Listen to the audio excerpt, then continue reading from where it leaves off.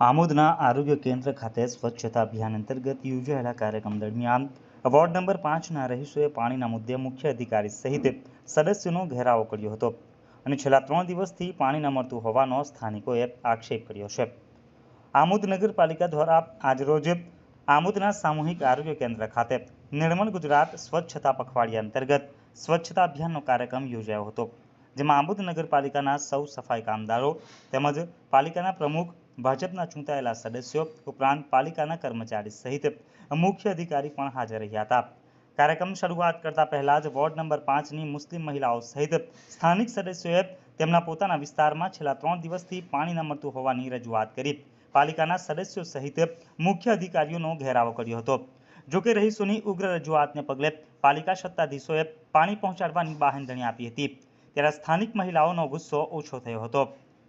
નિર્મળ ગુજરાત સ્વચ્છતા પખવાડિયા અંતર્ગત પાલિકા શાસકોએ હાથમાં ઝાડુ લઈ ફોટો સેશન કરાવ્યું હોવાની પણ લોકચર્ચા વહેતી થઈ છે।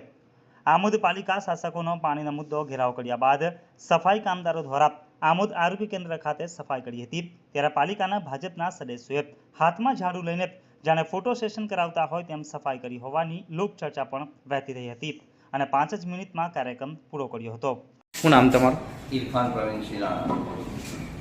શું થયું હતું આજે? આજે અમારે છેલ્લા 5 દિવસથી વોર્ડ નંબર 5માં ગરાસિયાવાડ, દરબારી ટેકરો, લાલબાપુની દરગાહ પાસે અમારા ઇલાકામાં પાણી જ આજે 5 દિવસથી આવતું નથી। વારંવાર મૌખિક તથા લેખિત રજૂઆતો કરેલી છે અમે, ને કોઈ જ નિરાકરણ આવ્યું નથી। તેના કારણસર પબ્લિકે આજે બધાનો ઘેરાવો કરી ને એમને રજૂઆત કરી છે કે ભાઈ છેલ્લા 5 દિવસથી નળ પર ટીપું પાણી આવ્યું નથી। હવે એ લોકોએ મોટરનો કંઈ પ્રોબ્લેમ છે, તે મોટરનો પ્રોબ્લેમ આજે 5 દિવસથી સોલ્વ નથી થયો। હવે આજે અમને બાંહેધરી આપેલી છે કે ભાઈ આજે અમે પાણી ચાલુ કરીશું। હવે આજે જોઈએ છે, અગર જો આજે પાણી નહીં ચાલુ થાય તો કાલે અમે નગરપાલિકામાં ફરીથી આવીશું પાછા।